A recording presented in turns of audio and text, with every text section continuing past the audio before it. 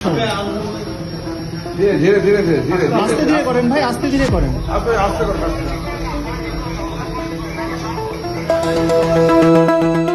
চট্টগ্রামের শাহ আমানত আন্তর্জাতিক বিমানবন্দর থেকে দুবাইগামী এক যাত্রীকে প্রায় ৯৫ লাখ টাকার বৈদেশিক মুদ্রাসহ আটক করা হয়েছে। আটক যাত্রীর নাম মোহাম্মদ আবু বক্কর। বৃহস্পতিবার রাত ৮টা ১৫ দিকে বিমানবন্দরের যাত্রী বহির্গমন লাউঞ্জে যৌথ অভিযান চালিয়ে বৈদেশিক মুদ্রাসহ ওই যাত্রীকে আটক করা হয়। বিমানবন্দর সূত্র জানায়, গোপন সংবাদের ভিত্তিতে কাস্টমস গোয়েন্দা, বিমানবন্দর কাস্টমস শাখা, এনএসআই ও ডিজিএফআই এর সদস্যরা যৌথভাবে অভিযান পরিচালনা করেন।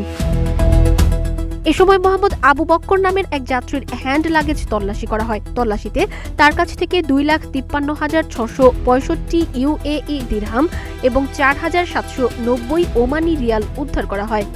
উদ্ধার করা বৈদেশিক মুদ্রার বাংলাদেশি মুদ্রায় আনুমানিক মূল্য ৯৪,৫১,৩৯৭ টাকা।